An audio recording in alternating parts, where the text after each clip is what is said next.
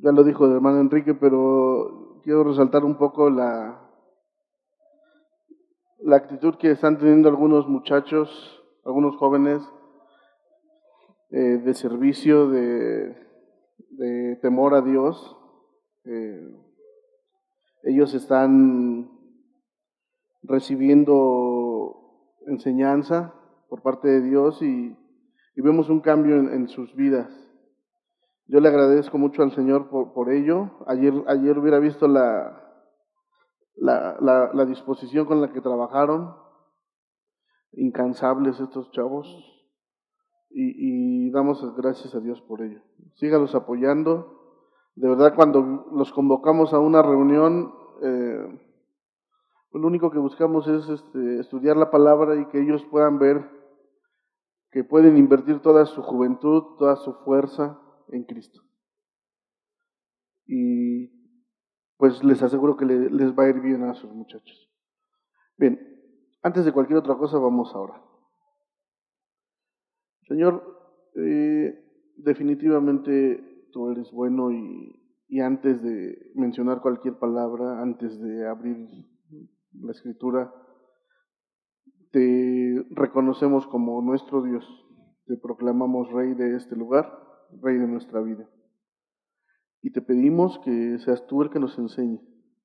En lo particular yo te pido que ninguna de las palabras que yo vaya a expresar salga de mi intelecto, salga de mis sentimientos, sino que sea una serie de palabras que impacten el corazón y la vida de cada uno de estos hermanos que hoy vinieron a escucharte a ti. Enséñanos, Señor, enséñanos lo que tú quieres. Nos ponemos en tus manos, en el nombre de Cristo Jesús. Amén. Abra su Biblia, por favor, en Éxodo 25. Y quiero que vayamos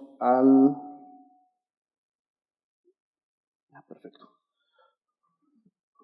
al versículo 8. Este es nuestro texto base. Y dice la palabra del Señor de la siguiente manera. Y harán un santuario para mí y habitaré en medio de ellos.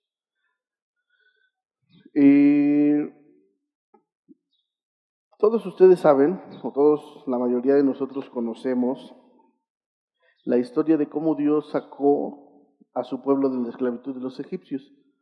La mayoría lo sabe, ¿verdad? ¿Sí? ¿Sí o no fue algo asombroso? ¿Ah? Mire, Dios abrió el mar en medio abrió el mar y el pueblo pasó por en medio del mar, en seco. Ajá.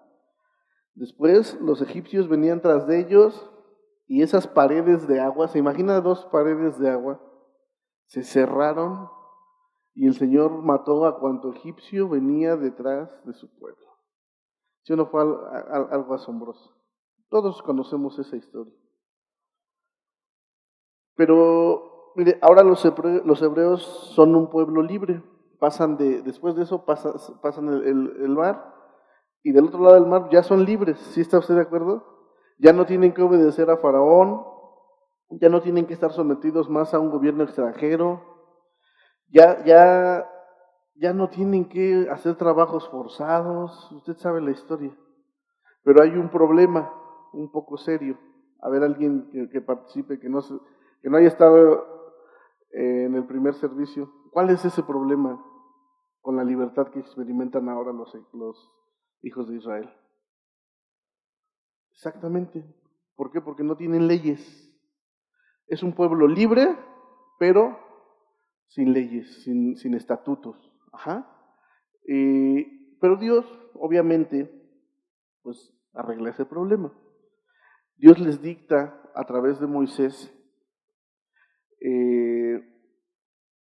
una serie de leyes y estatutos para que ellos se puedan regir, para que ellos puedan vivir en paz. Y las primeras leyes son las que conocemos en Éxodo 20 como los 10 mandamientos. este tema también ya lo estudiamos con los jóvenes, de verdad estudiamos cada uno de los mandamientos a profundidad y podemos destacar que si bien es cierto que todos los mandamientos tienen en común que empiezan con una sola palabra, a ver, ¿a usted se lo sabe? ¿Cuál es esa palabra? No. Y nos dimos cuenta de que eso literalmente es una imposición, ¿estás de acuerdo? Pero ya al hacer un estudio profundo de cada uno de los mandamientos nos dimos cuenta que lejos de ser una imposición, es está reflejado ahí el amor de Dios para que a nosotros nos vaya bien. Ajá. Si nosotros los vemos como imposición, pues obviamente nos vamos a sentir frustrados, aplastados, qué sé yo. Pero no son una imposición, hermanos. Cada uno de esos mandamientos son el reflejo del querer de Dios por nuestro bien. ¿Está usted de acuerdo? Bueno, el pueblo toma esos mandamientos, pero no solamente se quedaron con esos mandamientos. A lo largo de todo el libro del Éxodo, Dios le dicta a Moisés una serie de leyes. Voy a leer algunas muy generales, no las vamos a ver todas.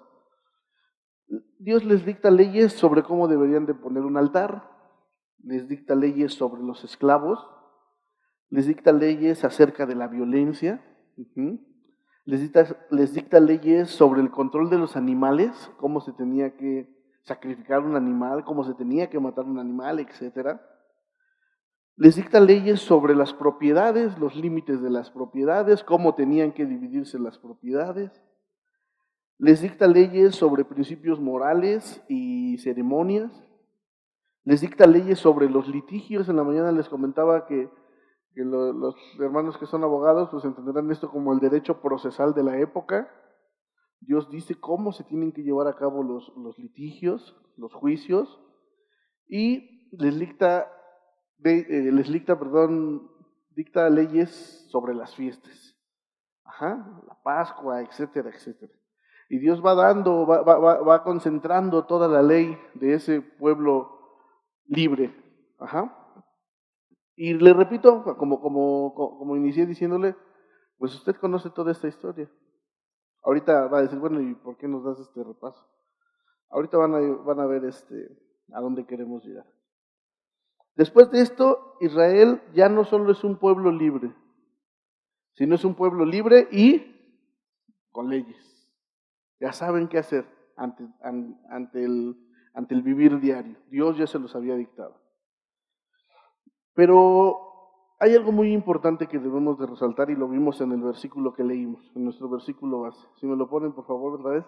Dice Éxodo 25:8 que Dios mandó a hacer que le construyeran una habitación, que le construyeran un tabernáculo, que le construyeran un lugar. ¿Para qué?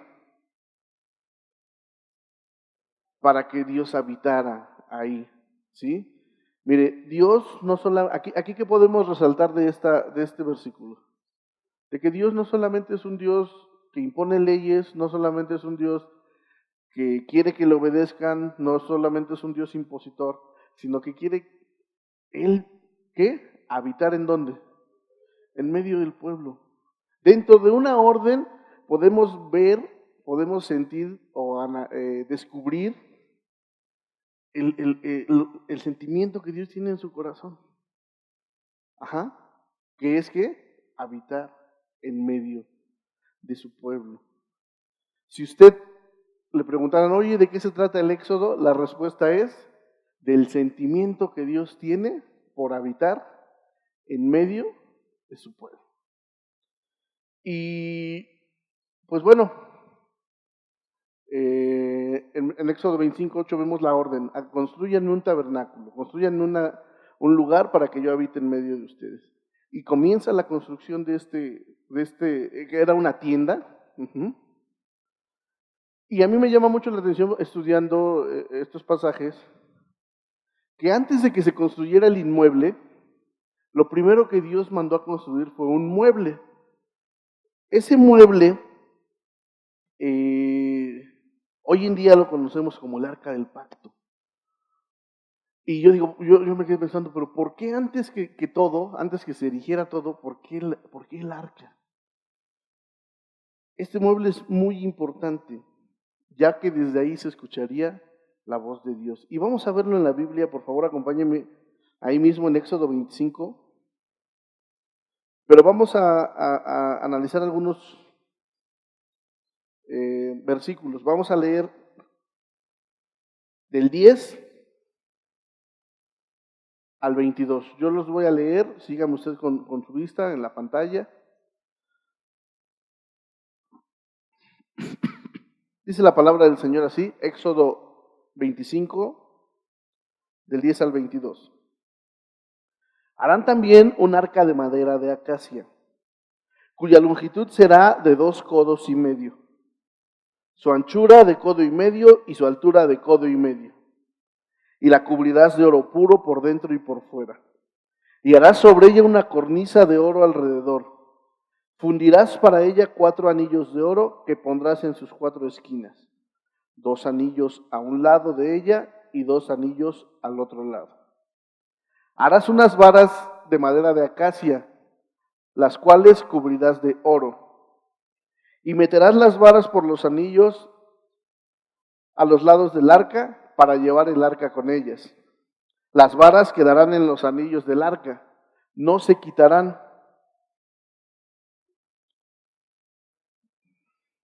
Y pondrás en el arca el testimonio que yo te daré. Y harás un propiciatorio de oro fino, cuya longitud será de 2,5 codos y su anchura de 1,5 codos. Harás también 2 querubines de oro, labrados a martillo, los harás de los 2 extremos del propiciatorio. Harás pues un querubín en un extremo y un querubín en el otro extremo. De una pieza con el propiciatorio harás los querubines en sus 2 extremos. Y los querubines extenderán por encima las alas, cubriendo con sus alas el propiciatorio, sus rostros uno enfrente del otro, mirando al propiciatorio, los rostros de los querubines. Y pondrás el propiciatorio encima del arca, y en el arca pondrás el testimonio que yo te daré. Ojo con el 22. Y allí me declararé a ti, y hablaré contigo sobre el propiciatorio, de entre 2 querubines que están sobre el arca del testimonio, todo lo que yo te mandare, ¿para quién?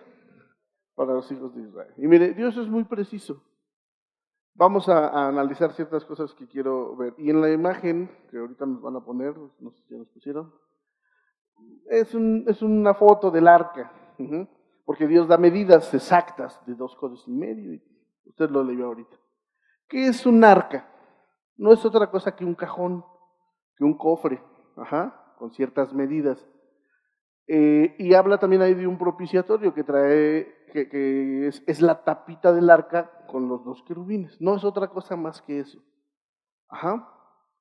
Y lo importante de esto es que el Señor dijo que ahí iba a hablar.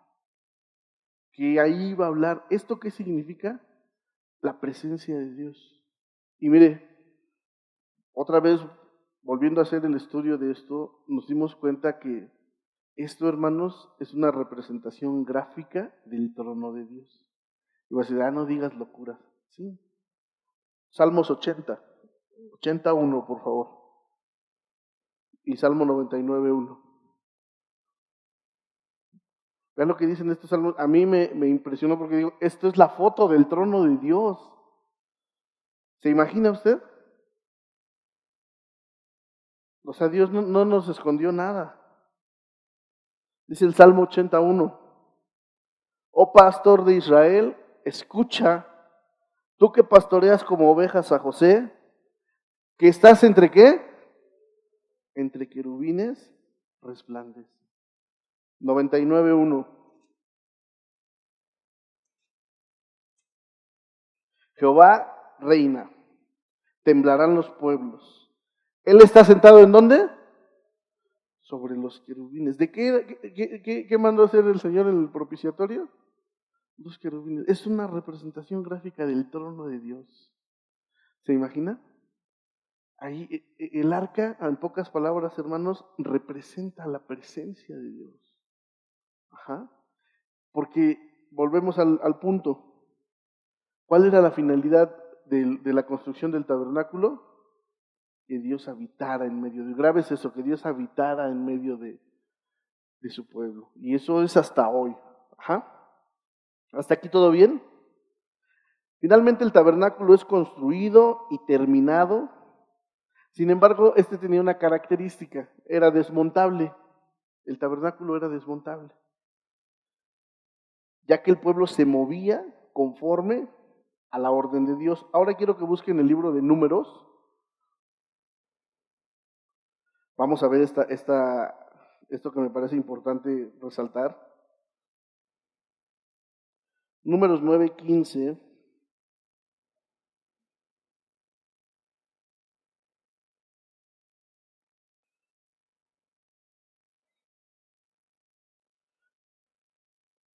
Fíjense bien. Vamos a leer, lo que voy a leer ahorita está en una traducción diferente, lo voy a leer en Nueva Traducción Viviente. Sígame usted en su Biblia o en la pantalla, es lo mismo, pero un poco más entendible. Dice aquí, el día que se armó el tabernáculo, la nube lo cubrió, pero desde la tarde hasta el amanecer la nube que cubría el tabernáculo tomaba la apariencia de columna de fuego. De esa manera ocurría siempre. Por la noche, la nube que cubría el tabernáculo tomaba la apariencia de fuego. Cada vez que la nube se elevaba de la carpa sagrada, el pueblo de Israel levantaba el campamento y la seguía. Donde la nube se detenía, el pueblo de Israel armaba el campamento. De esta manera, los israelitas viajaban y acampaban por orden del Señor. Donde Él les indicaba que fueran, permanecían en el campamento todo el tiempo que la nube se quedaba encima del tabernáculo. Si la nube se quedaba por largo tiempo sobre el tabernáculo, los israelitas permanecían ahí y llevaban a cabo sus labores ante el Señor. Fíjese qué interesante. El tabernáculo fue construido y llega encima de él una nube, y esta nube se movía, y ellos tenían que desmontar el tabernáculo y llevarlo a donde la nube se detenía. Y ahí donde la nube se detenía, tenían que volver a armarlo. También es importante mencionar, hermanos, que no era de que ya la nube se empezaba a mover, ya sea, corran y empiezan a bajen la lona, ¿no? Y vámonos. No, había un orden. Dios estableció un orden y dijo cómo se debía de trasladar el tabernáculo, quién lo debería de hacer. Y quiero, ahí mismo en el libro de Números, vamos a verlo. Regrese por favor al capítulo 4.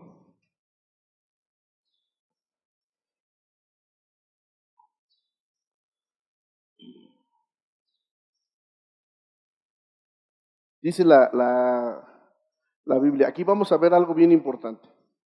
Números 4. Entonces el Señor le dijo a Moisés y a Aarón, registren los nombres de los miembros de la división coatita de la tribu de Leví, por clanes y por familias. Anoten en una lista a todos los hombres de entre 30 y 50 años que cumplan los requisitos necesarios para servir en el tabernáculo. Las responsabilidades de los coatitas en el tabernáculo tendrán que ver con los objetos más sagrados. Cuando el campamento sea trasladado, Aarón y sus hijos deben de ser los primeros en entrar al tabernáculo para bajar la cortina interior y con ella cubrir, ¿qué cosa? El arca del pacto. Luego cubrirán la cortina interior con cuero de cabra de la mejor calidad y por encima del cuero pondrán una sola pieza de tela azul. Por último, colocarán las varas en su lugar para trasladar el arca. Entonces aquí podemos ver que Dios igual da instrucciones precisas de cómo se debe de trasladar el arca cuando la nube se movía. ¿Podría entrar cualquiera al tabernáculo? ¿Quién entraba? Aarón y sus hijos. ¿Y quiénes eran los que tenían que trasladar el arca? Los coatitas. Los hijos de Coat, de la tribu de Leví. ¿Hasta aquí vamos bien? ¿Sí? Y bueno, recordemos que esto que estamos platicando ahorita, pues es el peregrinar del pueblo hacia la tierra prometida. Aquí todavía no habían conquistado la tierra prometida. Iban a esa tierra que Dios le había prometido a Abraham desde el principio, ¿se acuerda? Y durante ese trayecto, ¿qué cree que pasó? El pueblo desobedeció a Dios y fue entregado por Dios, el pueblo de Israel fue entregado por Dios en manos de los filisteos. Quiero que revise por favor Jueces 13:1. Ahí dice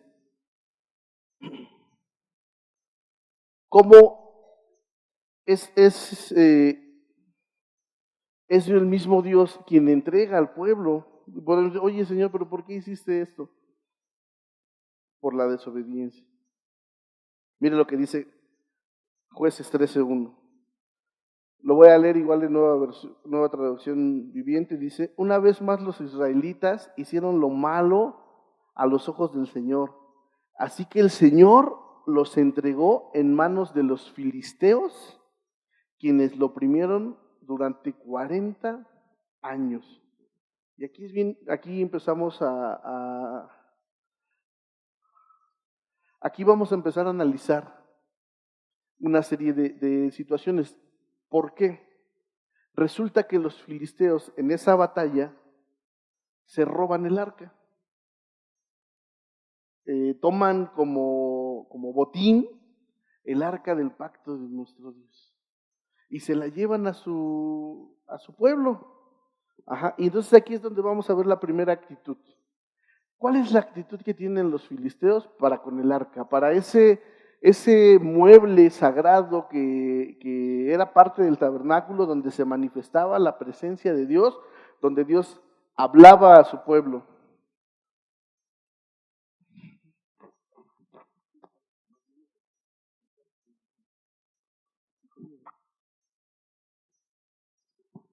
Donde Dios hablaba a su pueblo. Ajá.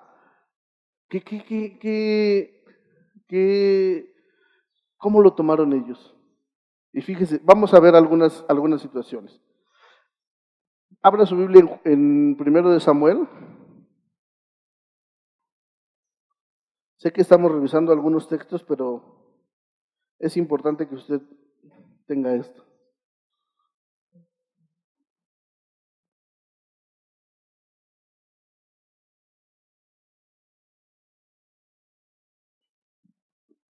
Primera de Samuel 5,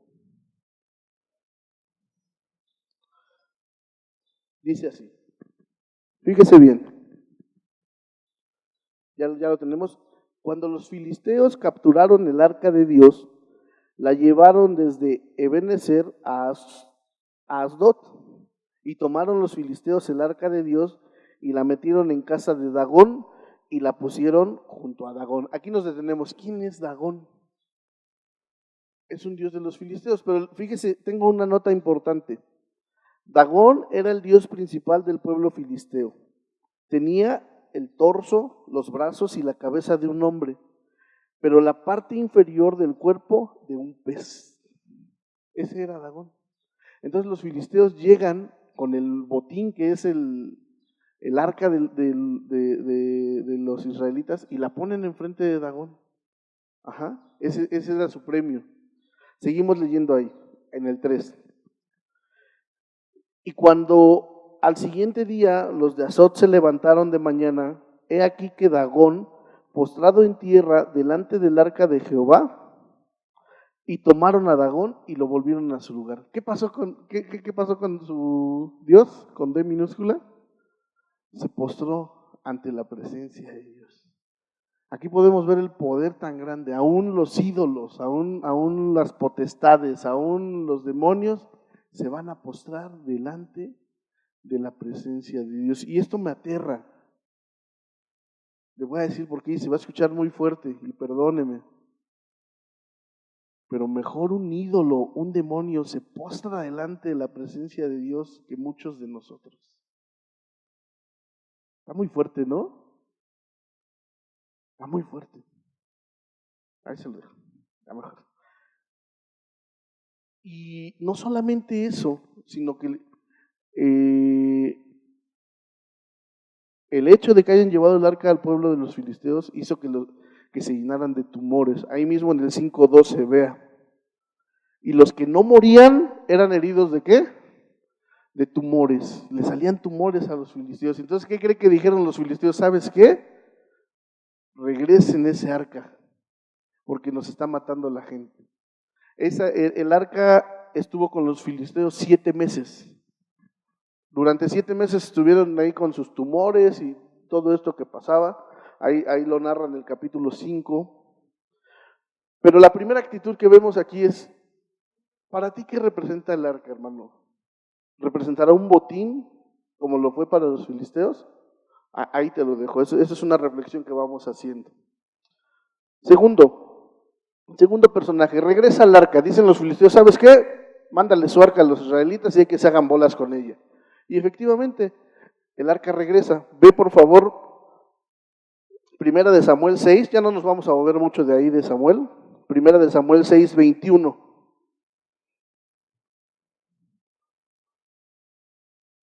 Dice la palabra del Señor así, y enviaron mensajeros a los habitantes de Kiriam Jearim, diciendo, los filisteos, ¿qué pasó?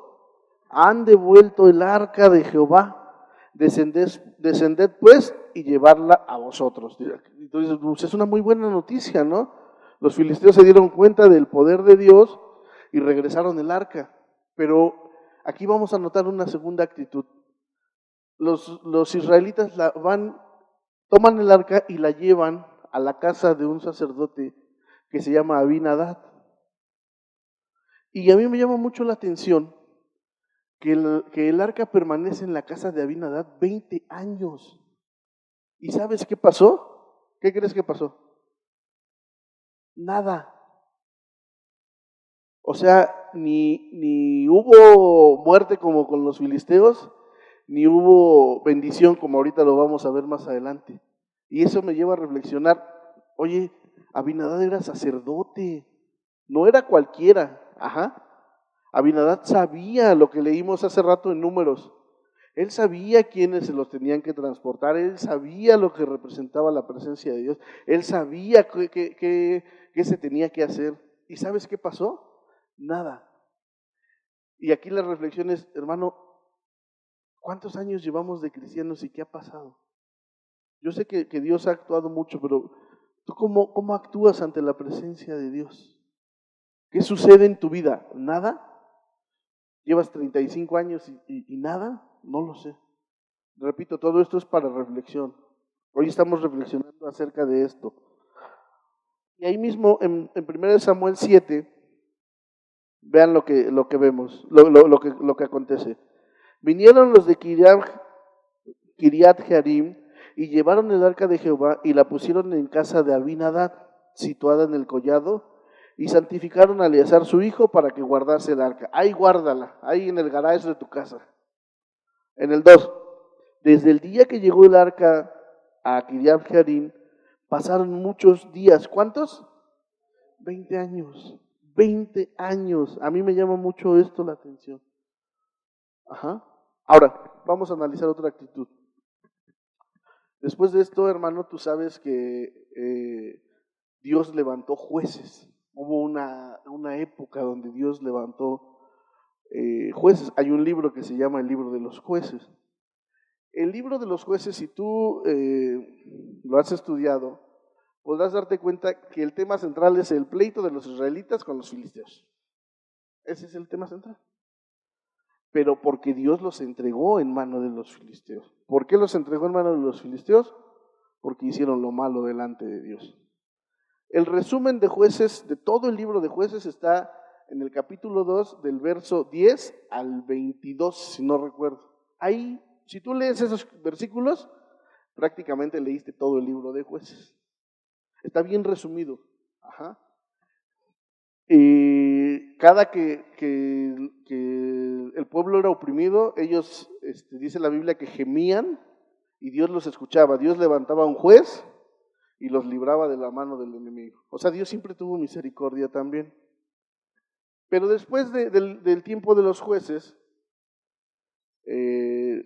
Dios establece a Samuel como profeta. También se considera a Samuel como un juez. Y Dios levanta por medio de Samuel al rey de Israel, al primer rey de Israel, que es, a ver, ayúdenme, el rey Saúl. Y aquí vamos a analizar igual la actitud que tuvo el rey Saúl para con el arca. ¿Cuál creen que fue la actitud que tuvo el rey Saúl para con el arca? Nada. Ni se acordaba del arca. Durante todo su mandato, el rey Saúl nunca, la Biblia no registra, más que una ocasión, ahorita lo comentaremos, algo acerca del arca. O sea, así como para Abinadab era, sí sé que el arca es un mueble del templo, pero no representa nada para mí. Lo mismo para Saúl. No me interesa el arca, allá está bien guardadita en casa de Abinadab, mientras no se pierda porque es de oro puro y vale mucho, ahí que se quede. Pero un día que iba Saúl perdiendo una batalla con los filisteos, grita así desesperadamente, traigan el arca para ver si Dios nos ayuda, ¿no? Y a mí me lleva a pensar que eso es una actitud que ves el arca como un amuleto. ¿Estás de acuerdo? O sea, nada más cuando necesitas traes de la presencia de Dios, quieres traer la presencia de Dios, y eso aquí quiero que lo reflexionemos, hermano. Vemos el arca de Dios, la presencia de Dios como un amuleto. Estás en un problema y vienes a la iglesia, te resuelven tu problema y faltas 28 domingos. Yo he visto gente así, de verdad, y cada que tengo oportunidad lo digo, yo he visto hermanos que han llegado llorando, diciendo, no tengo trabajo. Y oramos todos por ese hermano, ¿y qué crees que pasa? Dios le da trabajo. Y luego veo al hermano, oye hermano, ¿por qué no has ido a la iglesia? No, es que tengo harto trabajo, ya ni puedo ir los domingos. Salió peor el remedio, ¿no? Salió peor. Y a veces la presencia de Dios para nosotros es un amuleto, así como nuestra cadenita de aquí, ¿no? Digamos, yo sé que ustedes no. ¿Ves a Dios, ves la presencia de Dios como un amuleto? Yo creo que no. Como dijimos, el rey Saúl se olvida completamente del arca. Y quiero que analicemos la última actitud, bueno, una de las últimas, tiene que ver con la actitud que toma el rey David. Solo para situarnos en contexto, el rey David es ungido rey, y esto es importante señalarlo, aún estando vivo Saúl. Esto es algo inédito, vamos a decirlo así, porque ¿cuándo se elige a otro rey? Cuando está muerto el otro, ¿no? Pero Dios no lo hizo así. Dios le dijo a Saúl, ve y unge a David, aún estando en el trono Saúl. Y si leemos toda la historia, ustedes podrán darse cuenta que David trata de respetar aún al ungido, así le llamaba Dios, David, al ungido de Dios. Finalmente muere Saúl y el ascenso al trono de David no es nada fácil. ¿Qué es lo que pasa? Los hijos de Saúl desconocen a David como rey y David reina durante 7 meses solamente a la tribu de Judá y las otras 11 tribus desconocían a David. O sea, no fue fácil el ascenso del rey David al trono. Sin embargo, pues Dios, obviamente nadie se le puede oponer, unifica el reino y llega el momento donde mueren los hijos de Saúl y ya David reina no solamente a la tribu de Judá, sino a las 12 tribus. Hay un reino unificado. ¿Estamos de acuerdo? Y aquí es de llamar la atención la primera actitud que tiene David. Vaya por favor al primer libro de Crónicas.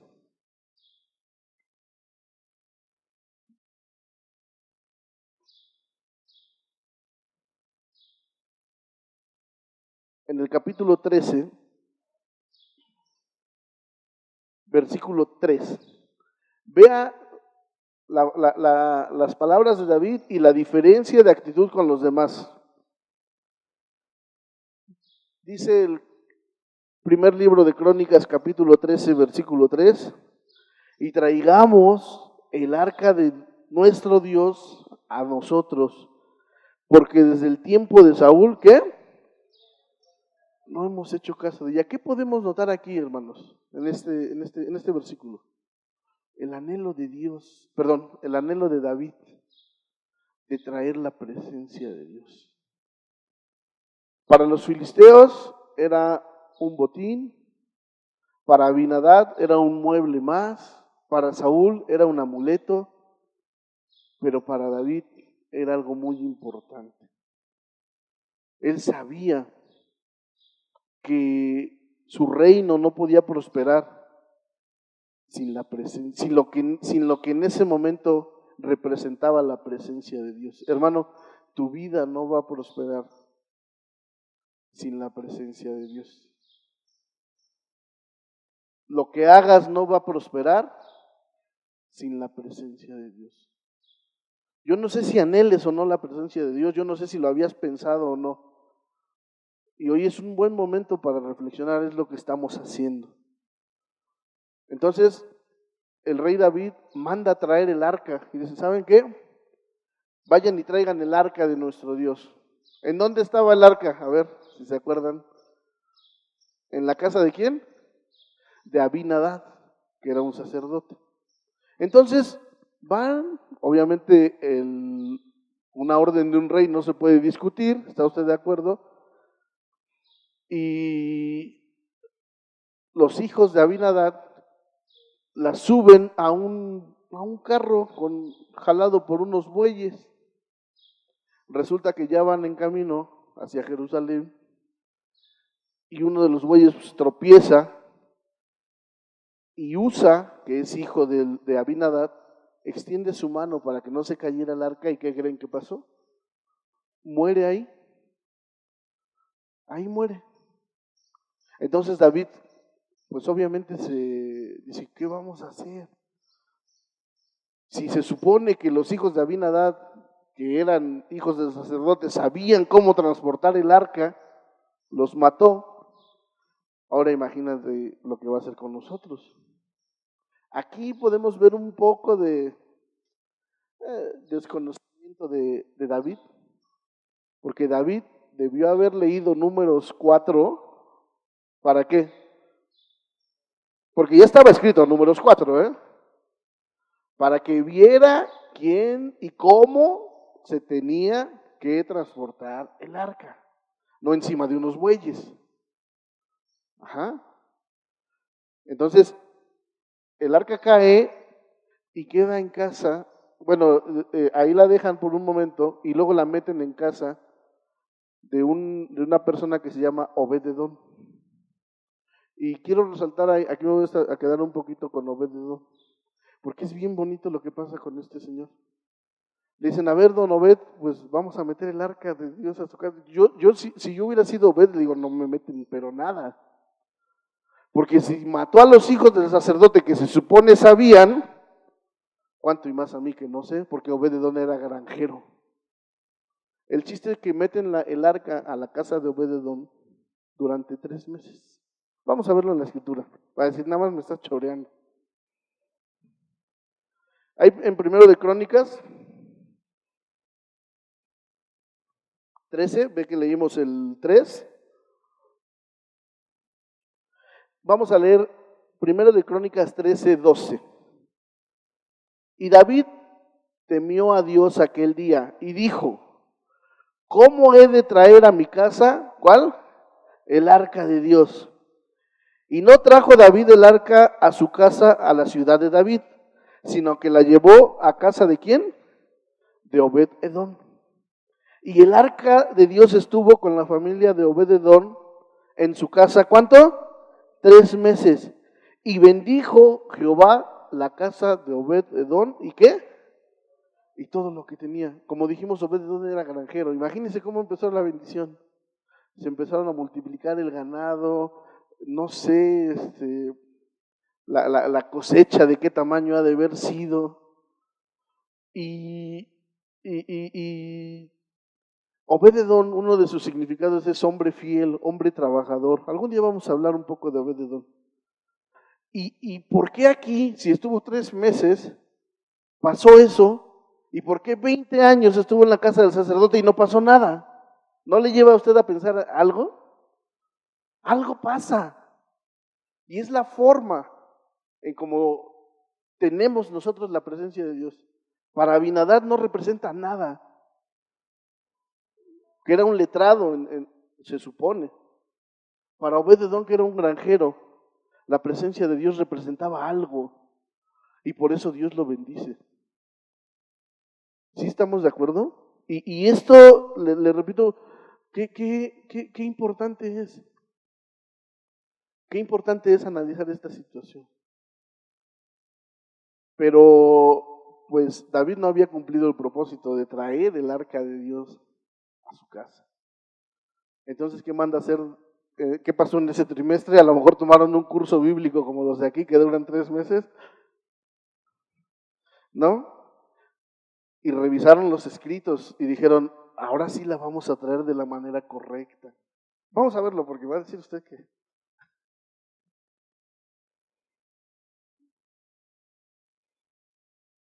En 1 de Crónicas 13, aquí lo dicen.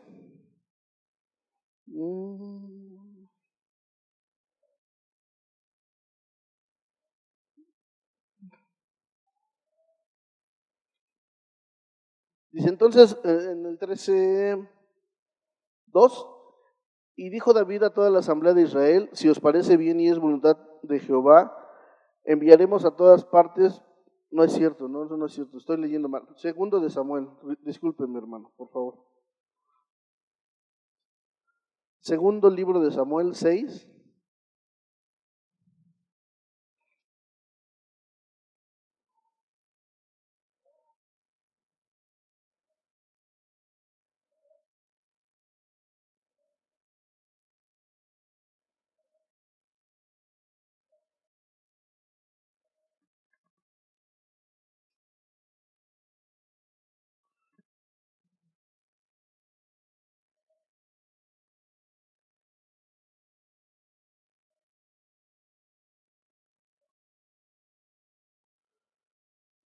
Vamos a leer, vamos a analizar un poquito casi todo el capítulo, pero porque quiero resaltar algunas cosas. Después de que el arca ya es traída de la casa de Obed-edom a Jerusalén, pasa algo muy importante. Primero, el rey David danzaba, dice la Biblia, con toda su fuerza. Miren, en el 6:11. Y estuvo el arca de Jehová en la casa de Obed-edom geteo 3 meses, y bendijo Jehová a Obed-edom y toda su casa. Fue dado aviso al rey David diciendo, Jehová ha bendecido la casa de Obed-edom y todo lo que tiene a causa del arca de Dios. Entonces David fue y llevó con alegría el arca de Dios de la casa de Obed-edom a la casa de la ciudad, a la ciudad de David. Y como David manda purificar a todos los levitas, y ahora sí hacen caso de los escritos, ahora sí la cargan los hijos de Coat, ahora sí la llevan de la manera correcta. Y dice la Biblia que fue traída el arca de Dios, a la ciudad de David. David había preparado un lugar, una morada especial, una tienda para recibir el arca de Dios. Pero quiero que se ponga de pie, por favor. Hágame ese favor. Sí, sí. Para que no se me duerma. Dice la Biblia, y este ejercicio lo quiero hacer porque lo hicimos con sus jóvenes hace 8 días, que el rey David, cuando el arca ya venía, dice la Biblia que el rey danzaba, ¿cómo? Con toda su fuerza. Y mire, hermano, él era el rey. Él tenía que cuidar las formas, ¿no? Porque se veía mal que un rey danzara así. Y luego parece que nosotros en la iglesia como que estamos cuidando mucho las formas, ¿no? Dice el líder de alabanza, a ver hermano, levante su mano, aplauda, dance, y usted no hace nada o no hacemos nada. Quiero que hagamos un ejercicio para que se nos vaya quitando un poco la timidez. ¿Cómo podemos alabar a Dios nosotros? A ver, díganme.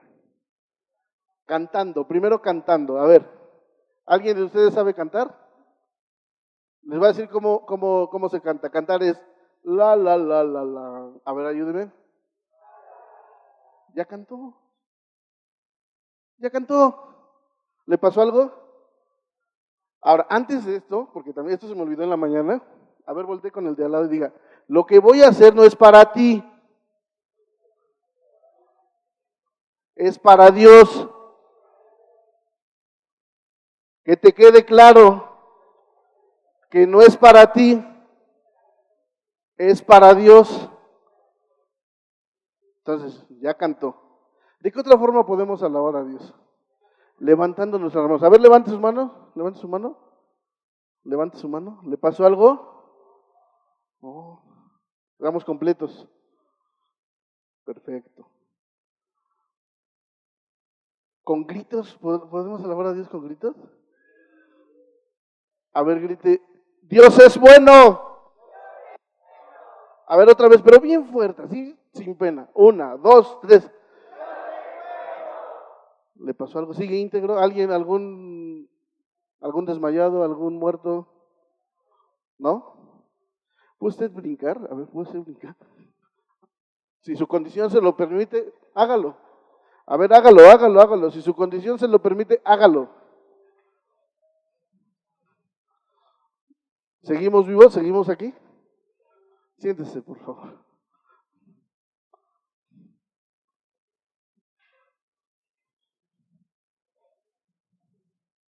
Vamos a ver la última actitud de una persona ante la presencia de Dios.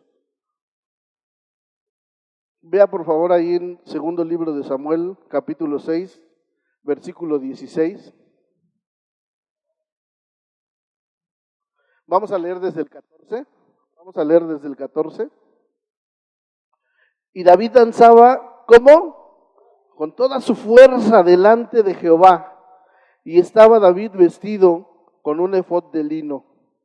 Y así David y toda la casa de Israel conducían el arca de Jehová con júbilo y ¿qué? Sonido de trompeta. Cuando el arca de Jehová llegó a la ciudad de David, aconteció que Mical, hija de quién, miró desde una ventana y vio al rey David. ¿Qué hacía el rey David? Saltaba ahí, danzaba delante de Jehová. ¿Y qué hizo Mical? Hermano, yo no sé tú, pero hay cristianos que menospreciamos la presencia de Dios. Yo no te conozco. Pues yo lo he hecho, que quede claro. ¿Tú lo vas a hacer? ¿Vas a dejar pasar una oportunidad? ¿Hoy vas a despreciar la presencia de Dios? Yo no sé tú. Yo no. Quiero que cierres tus ojos, por favor. Vamos a reflexionar. Y quiero que por favor te identifiques, bueno, si te identificaste con algunas de las actitudes, no sé, a lo mejor tú dices, pues es que sí, yo sabía de la presencia de Dios, pero pues no. Si la tienes como un amuleto en tu casa, si no te importa y no sabías nada de ella, pues yo te invito a que le pidas perdón a Dios si es que tú así lo consideras. Cierra tus ojos, por favor, no te distraigas, cierra tus ojos. Padre, te pedimos perdón porque hemos menospreciado tu presencia. Te pedimos perdón porque no hemos hecho caso de tu presencia. Te pedimos perdón porque la consideramos un amuleto, porque no sabemos nada de tu presencia. Estamos aquí, Señor, delante de ti. Estamos aquí, Señor, reconociendo la importancia de tu presencia en nuestras vidas.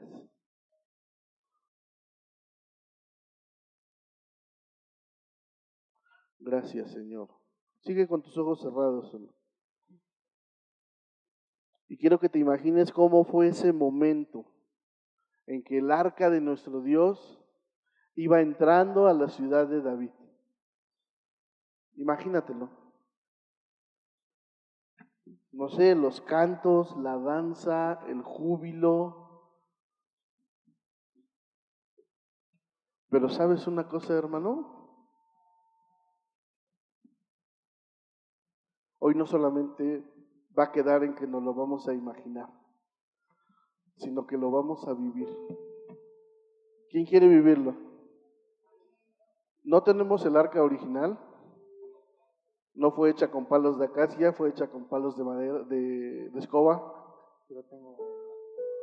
No tenemos al David original, pero sí tenemos la presencia de Dios.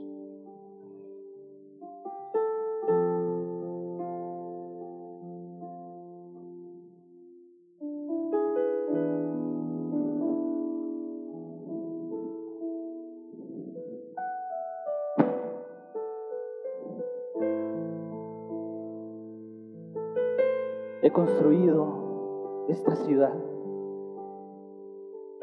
este palacio, y estoy rodeado de riquezas. Pero nada de eso tiene valor sin la presencia de Dios. Voy a preparar un lugar donde la presencia de Dios esté en medio de nosotros. Porque solo tú, Señor, eres el verdadero Rey de este pueblo.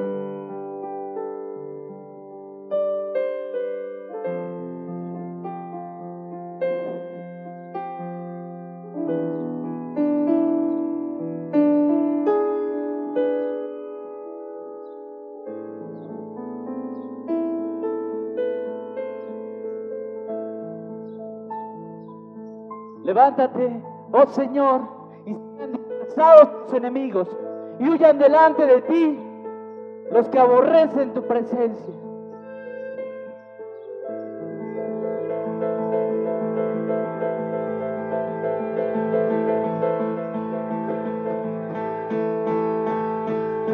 Te alabamos, Señor.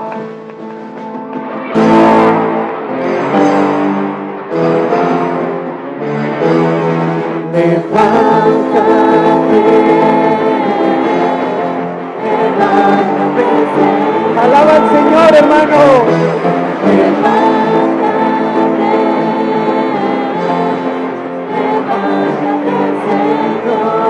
Tus enemigos.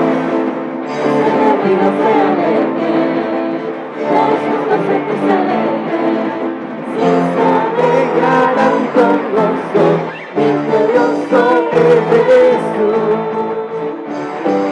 Levántate, Señor.